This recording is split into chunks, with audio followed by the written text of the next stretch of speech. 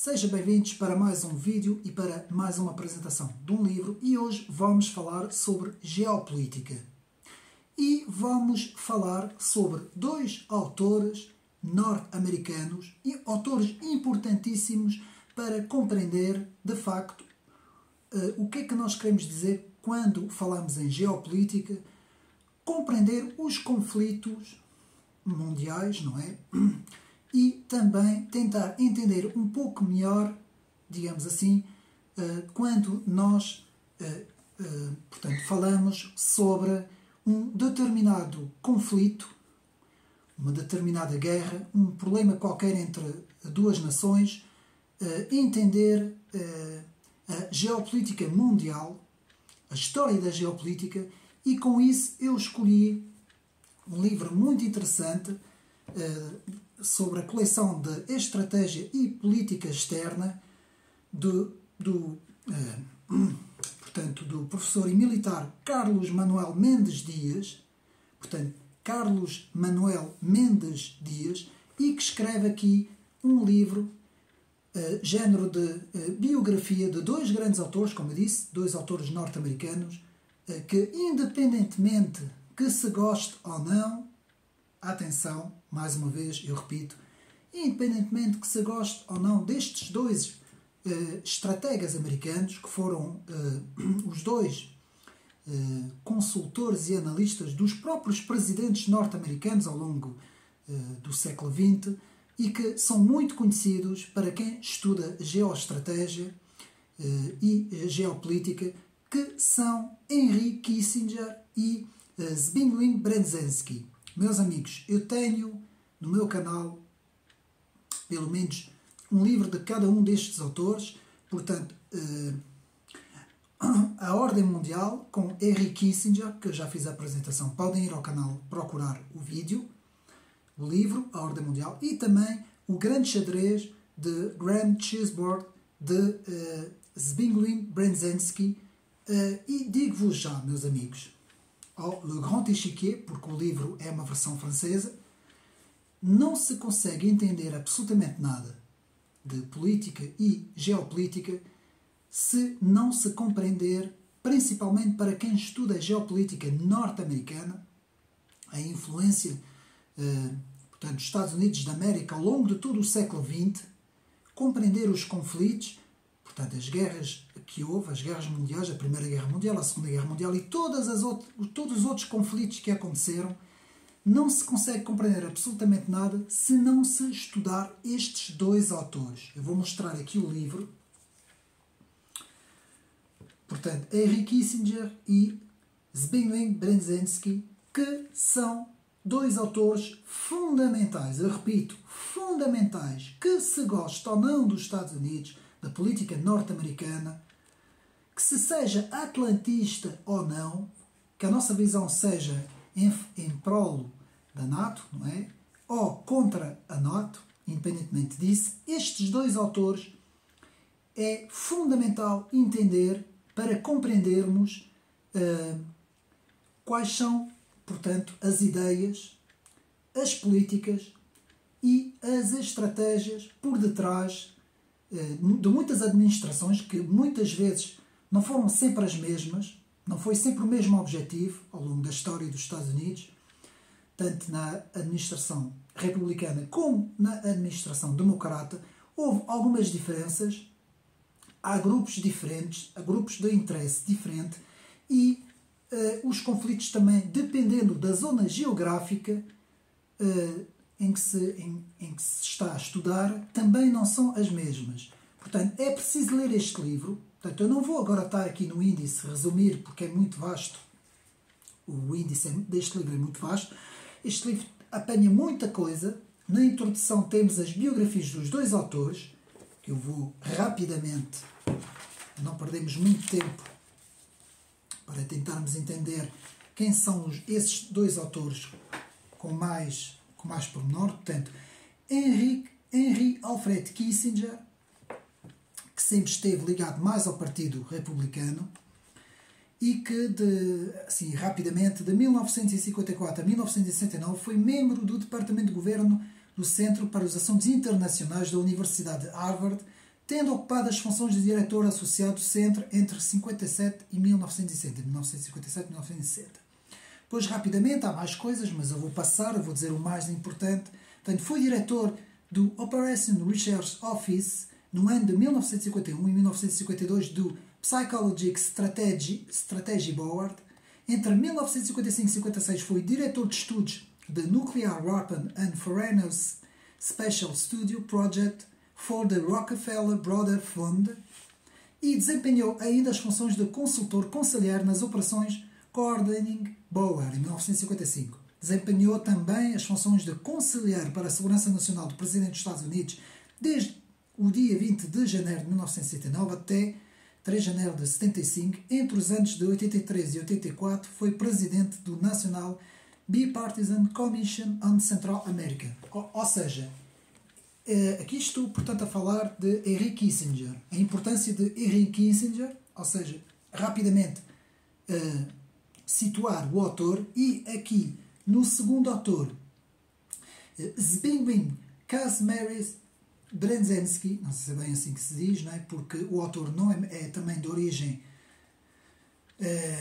polonesa, portanto é um nome assim um pouco mais complicado, não é? Zbigniew Kazimierz Brzezinski, mais conhecido por Brzezinski, que foi, portanto, doutorou-se em PhD também em Ciências Políticas na Universidade de Harvard, professor na própria universidade entre 1953 e 1960, atuou como conselheiro dos funcionários das administrações de Kennedy e Johnson, foi conselheiro para a política externa do vice-presidente Herbert Humphrey, tendo se tornado diretor da Comissão Trilateral no ano de 1973. Zbigniew também desempenhou as funções de conselheiro para a Segurança Nacional do Presidente dos Estados Unidos da América, o então Jimmy Carter. Portanto, foram dois importantíssimos estrategas, ainda hoje, portanto, nos Estados Unidos, não é? Nas escolas militares e também nas escolas de geoestratégia, se fala muito nesses dois autores, principalmente, para mim, não é? Brzezinski, principalmente, com o seu livro O Grande Xadrez, que é um livro para compreender hoje o conflito da Ucrânia. Meus amigos, é ler estes livros, estes autores, independentemente de qual é o olhar que nós temos sobre o conflito, para entender a geopolítica mundial, é assim que nós temos que fazer. Procurar os livros, pesquisar, tentar compreender o que move estes atores, estes diferentes atores, nos fenómenos todos que acontecem ao longo da história. E nós vamos ver isso. Portanto, rapidamente, este livro que está aqui, portanto, tem as introduções, como eu disse, e as notas, e também as biografias desses dois autores, e depois entramos no vivo do sujeito. Portanto, temos um pequeno panorama mundial da geopolítica, em que vamos apanhar várias coisas. É principalmente no século XX que o autor do livro, não é? Carlos Manuel Mendes Dias, vai se debruçar, não é? Vai fazer o estudo. Portanto, temos várias regiões: Chipre, Médio Oriente, Panamá, Brasil, Cuba, Angola, a Guerra Civil no Líbano, a América, Europa, o Hemisfério Ocidental. Estou a fazer assim muito por alto, muito resumido. A Ásia e equilíbrio no mundo, as políticas de globalização, tipologias dos sistemas internacionais, o objetivo da Eurásia, as linhas de ação estratégicas, as prioridades geopolíticas americanas, a preponderância americana. Depois temos, portanto, podemos também ver a importância do CFR, da trilateral, por aí fora, o Grande Xadrez, né, o livro principal, Le Grand Échiquier, de Zbigniew Brzezinski, como eu disse, novo tipo de hegemonia, o tabuleiro do xadrez eurasiático, o Heartland, vamos ver o que é que isso significa, o Heartland, os Balcãs, a importância dos Balcãs eurasiáticos, a âncora do Extremo Oriente também, de geoestratégia triade, viver com a China, Nova Europa, Extremo Oriente, período pós-hegemónico, segurança nacional, os Balcãs, mais uma vez a importância, USA e União Europeia, o leste asiático, sistema internacional, os dilemas da democracia, a ordem internacional, a Aliança Atlântica, França, Alemanha, América Latina, as teorias geopolíticas, a geopolítica da atualidade. Meus amigos, mais uma vez, nós vivemos numa era em que a informação que nos vem, portanto, no cidadão comum, não é? Neste caso o português comum, que nos chega, muitas vezes é a informação que nós temos das televisões, não é? Vemos os telejornais, temos normalmente os comentadores e os analistas, e muitas vezes, grande parte das vezes, esses comentadores e analistas, normalmente, alguns têm alguma especialidade, mas muitas vezes a informação que nos chega é uma informação muito pouca, com muito pouco conteúdo. Muitas vezes é uma informação que tem um objetivo específico, não é? Portanto, não há diversidade de opinião, muitas vezes, quando nós temos analistas, vários analistas, quando chegam a ser mais do que dois nos estúdios de televisão, não é? Muitas vezes há uma grande falta de pluralidade, digamos assim, de opiniões. A opinião é quase sempre a mesma, principalmente a canais que quase que já não se consegue ver. Eu vou dar dois exemplos. Por exemplo, a LCI em França, que pertence ao grupo da TF1, e, por exemplo, aqui em Portugal, a CNN, nós já sabemos que quando estamos a ver essas televisões, elas só têm um sentido. Portanto, apresentam os acontecimentos e os factos sempre no mesmo sentido.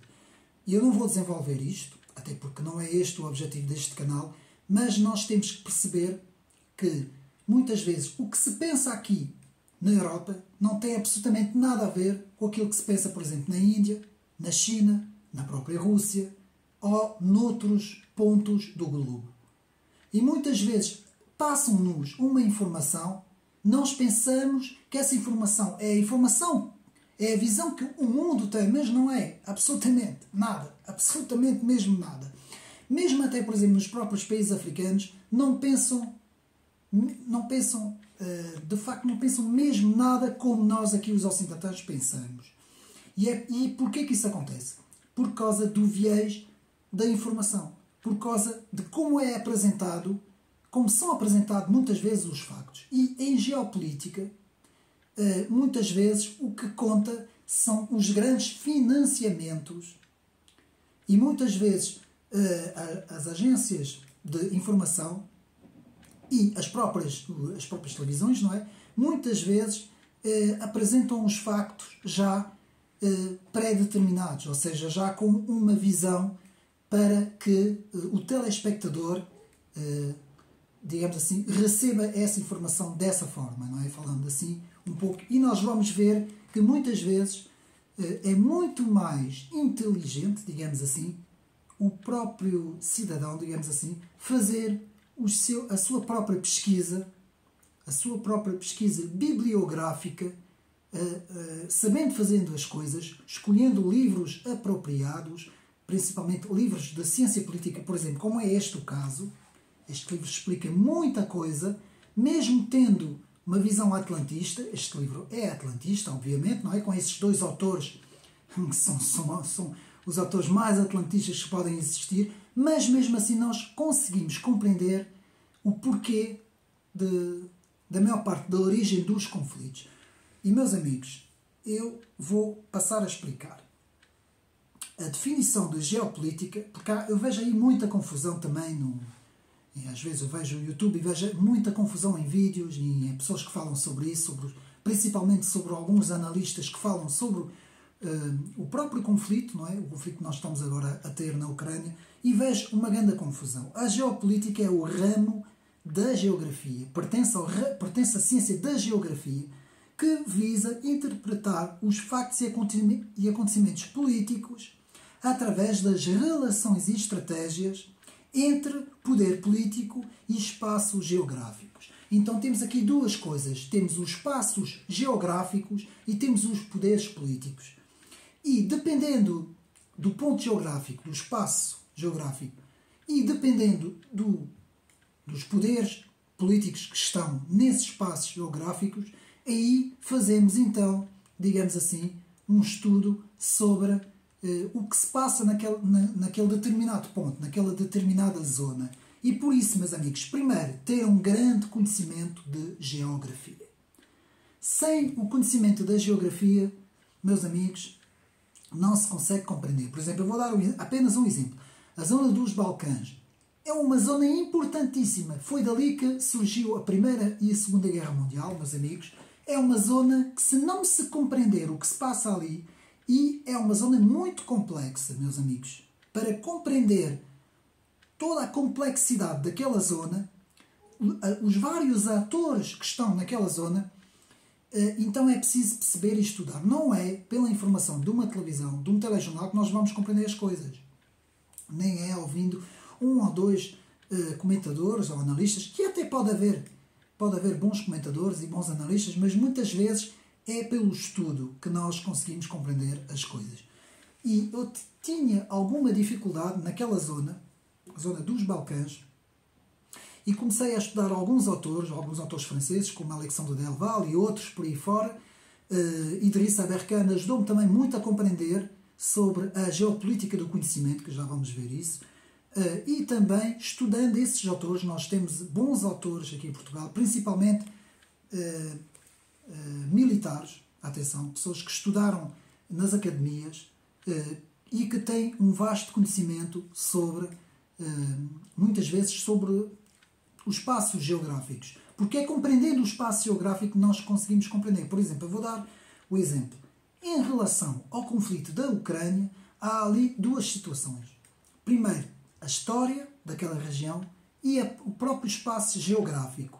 Compreender a volta da Ucrânia, os países que estão à volta da Ucrânia, as várias zonas dentro da Ucrânia, a zona ao lado, que é a própria Rússia, não é? Depois aquela zona toda ali do Donbass, tudo isso, todas essas questões, os países que tiveram, em termos de historial, tiveram muito ligado àquela zona, até por causa do Império Soviético, não é?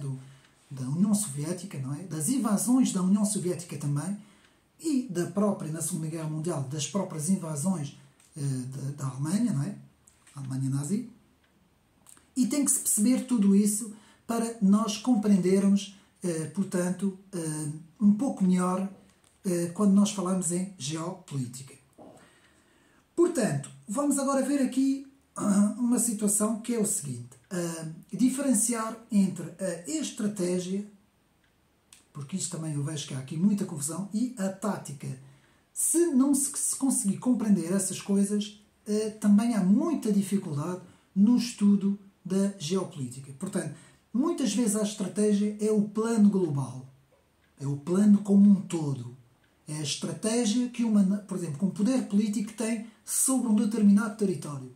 E depois temos a tática, ou as táticas, que muitas vezes engloba um plano mais individual por etapas, não é? Portanto, pode haver uma estratégia que é a longo prazo, não é? Para chegar a um determinado fim. Vamos pegar, por exemplo, nos Estados Unidos da América e vamos pegar na atual Rússia e vamos ver, por exemplo, que a estratégia dos Estados Unidos da América a longo prazo, em coordenação com a NATO, visa um objetivo. E a estratégia da Rússia com a operação especial, não é? Desencadeada no ano passado, visa outro objetivo. Portanto, são dois objetivos que vão entrar, portanto, em choque, obviamente, não é? E em conflito, por isso é que se chama conflito, e muitas vezes é essas coisas que muitas vezes as pessoas não percebem o que é que se passa, porque tem que se perceber isso no contexto da história e no contexto da geografia. Compreendendo esses dois parâmetros, digamos assim, essas duas situações, nós temos uma muito melhor compreensão de tudo o que se passa ali, dos atores que estão ali presentes, dos objetivos e porque que as coisas acontecem da forma como acontecem. E muitas vezes nada disso acontece no público em geral, porque o público funciona pela emoção e muitas vezes a informação que vem da televisão, portanto, os atores que transmitem a informação sabem muito bem disso, sabem muito bem que é pela emoção, digamos assim, que se consegue controlar muitas vezes as massas, não é? Então, como eu disse, a estratégia, plano geral, no seu todo, e a tática ou as táticas são as várias etapas para chegar, portanto, a esse final, a essa estratégia, digamos assim, não é? Então, compreendendo esses pequenos passos dentro da geoestratégia e da geopolítica, este livro é muito bom, atenção, muito bom, muito bem feito, muito bem coordenado. É muito interessante ler este livro. Não é muito grande, atenção, ele tem cerca de 200 e tal páginas e lê-se muito bem. Portanto, tenho pena do formato do livro. Eu confesso que eu prefiro os formatos dos livros de bolso, que são muito mais fáceis de manusear, mas mesmo assim, pronto, não deixa de ser um livro muito, muito interessante. E então, temos que ver que por trás dos conflitos existe sempre uma série de razões que levam a que os conflitos aconteçam.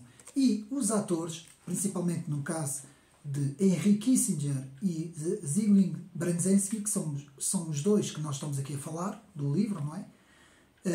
Estes autores tinham em conta uma série de estratégias, como as estratégias de controle global, em que temos as energias, portanto o carvão mineral, o petróleo, gás natural, os combustíveis nucleares, os combustíveis, tudo o que seja as energias, digamos assim, não renováveis. Depois temos, portanto, a alimentação, na parte da alimentação, as sementes, os recursos alimentares, muito importantes, por exemplo, ali na zona da Ucrânia. Temos depois, por detrás também, a indústria de armamento.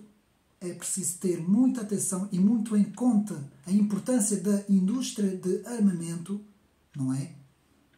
Que muitas vezes nos conflitos ganham muito com isso. Pois temos o controlo dos mercados, dos chamados mercados paralelos, muitas vezes daquilo que é ilegal, não é? De todo o mercado ilegal, que engloba muita coisa. Estupefacientes, mercadorias ilegais, tráfico humano, uma série de coisas que nos conflitos também existe, meus amigos.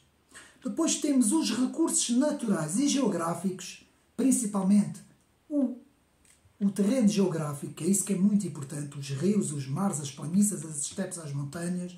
Depois temos a questão da água potável, a importância da água, muitas vezes, e depois mais algumas questões energéticas interessantes, como as terras raras, metais das terras, metais preciosos, e sim, uma série de coisas que faz com que nos conflitos há sempre muitos interesses. E depois, claro, os próprios interesses financeiros, não é? Portanto, tudo isso prefaz as tais estratégias de controle global, que estão sempre em jogo quando nós temos um conflito num determinado ponto geográfico, não é? Aqui eu quero realçar a importância da chamada teoria do Heartland. Teoria do Heartland, que eu vou explicar o que é que significa. Essa teoria apareceu em 1904 por Alfred John Mackinder, que fez um artigo para a Royal Geographic Society, num artigo onde desenvolveu a teoria do Heartland, em que, segundo o autor, se localiza no centro da Eurásia, estendendo-se do Volga ao Yangtze, indo até ao Himalaia, até indo ao Ártico. Portanto, toda esta zona, uma zona histórica, que muitas vezes foi controlada pelos vários impérios da Rússia, não é? Prefaz ali aquela parte toda da chamada parte da Ásia, não é? Que é chamada Heartland, que é uma zona muito estratégica e que é chamada a maior planície do mundo, em termos de estratégia. E vários autores, ao longo da história, disseram que quem controlasse aquela zona ali poderia controlar o mundo. Portanto, isto é histórico, não é? Isto inclui a noção de uma vasta região com grandes quantidades e diversidades de recursos naturais que vão das planícies e estepes do centro da Eurásia, como eu disse, até aos ricos campos da Ucrânia e as grandes reservas petrolíferas do Mar Cáspio. Portanto, meus amigos, compreendendo isso, o que está em jogo ali na Ucrânia é muita coisa. Não é só a independência de um país. É muita coisa que está ali em jogo. Muitas estratégias, digamos assim, onde são implantadas muitas táticas para chegar a muitos objetivos. Objetivos esses que são muito diferentes uns dos outros. Objetivos, por exemplo, da parte dos Estados Unidos, NATO. Objetivos da parte da própria Rússia. E também outros objetivos como os grandes grupos comerciais, como por exemplo os BRIC, não é? Os novos países emergentes, comparado com a própria Aliança Atlântica e a própria União Europeia, compreendendo todos esses digamos assim, esses interesses, essas convergências de interesse que existem entre esses vários grupos, se consegue perceber que há ali muita coisa que muitas vezes não nos chega pela informação na televisão. Basta dizer, por exemplo, que se nós vermos as últimas reuniões dos recentes países emergentes, como a Índia, o Brasil, a China, a própria Rússia, vemos que essas reuniões nada têm de comum, por exemplo, com as próprias reuniões, com os próprios grupos euroatlânticos, digamos assim, que são feitos muitas vezes, não é? Por exemplo, o Fórum Económico Mundial, por exemplo, agora que está a decorrer, digamos assim, em Davos, não é? E vemos que muitas vezes são visões que chocam, não são as mesmas visões. O que se diz ali não tem absolutamente nada a ver com aquilo que se diz, portanto, por exemplo, numa reunião dos próprios BRICS, não é? Portanto, tudo isso temos que ter em conta, temos que perceber um pouco de todas essas coisas e, meus amigos, estudando, lendo e pesquisando, conseguimos ter um pouco de mais discernimento nos fenómenos. Então, eu quero dizer aqui algumas coisas. A importância dos Balcãs, estudando aquela zona, muito importante. A zona da Ucrânia, onde temos o conflito, e tanto a zona da Ásia Central.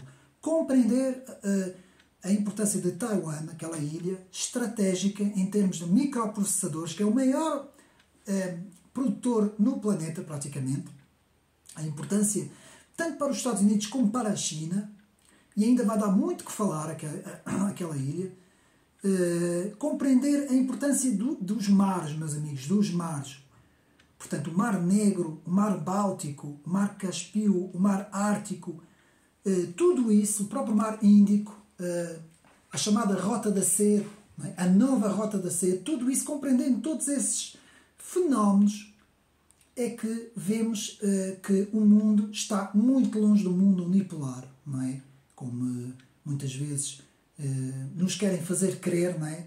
Então, compreender os conflitos, recomendo também, podem ver que é percepto francês, pode ver os vídeos de Idriss Aberkan, que fala muito sobre compreender a geopolítica do conhecimento, é muito interessante, é um autor muito interessante, eu convido os meus amigos a verem, quem quer entender francês. E então, podemos dizer que para compreender os conflitos, com base neste livro, aqui, que basicamente tudo o que eu disse está praticamente aqui, nas várias zonas geográficas que o autor vai desenvolvendo, com as duas visões, sempre as duas visões de Henry Kissinger e Zbigniew Brzezinski. Temos a questão da história, da geografia, da religião, da cultura, estudo da civilização, as zonas de uniões comerciais, como eu disse, e os sistemas de defesa e de armamento, que é praticamente os 7 pontos aqui que os autores vão falando ao longo do livro. Acabando como conclusão, este livro é muito interessante, parabéns ao livro, parabéns ao autor, Carlos Manuel Mendes Dias, que faz aqui um bom trabalho, e devo de dizer, meus amigos, que há muita coisa que eu aqui não sabia. O livro tem mapas, tem quadros, tem muita coisa interessante que eu desconhecia, porque muitas vezes nós temos uma ideia de uma coisa, mas não é bem assim. E vemos, meus amigos, que muita atenção com os americanos, com os norte-americanos, porque eles têm um grande conhecimento. Eu não estou a elogiar a política intervencionista norte-americana, longe disso. O que eu estou a dizer é que eles têm estratégias são muito bons em termos militares, em termos de estudo militar, não desfazendo nem a Rússia nem a China, que também têm pessoas à frente competentes, muito competentes, mas falando aqui deste livro, muita atenção, porque esses dois autores são considerados mesmo pesos pesados, meus amigos. Na geoestratégia são dois pesos pesados e temos que reter o nome deles: Henry Kissinger e Brzezinski. Principalmente o livro que eu fiz a apresentação no meu canal, O Grande Xadrez, Le Grand Échiquier, que é um livro-chave para compreender o conflito da Ucrânia. Mesmo tendo sido escrito em 1998, deixe-me confirmar, que eu já não sei quando é que ele foi escrito, 1997, mesmo tendo sido escrito em 1997, o livro é importantíssimo. Quem puder, ele existe em PDF, portanto, quem puder ler o livro, aceder ao livro, para compreender toda a geoestratégia que se passa ali no conflito da Ucrânia. Meus amigos, espero que tenham gostado deste vídeo. Mais uma recomendação aqui para o meu canal.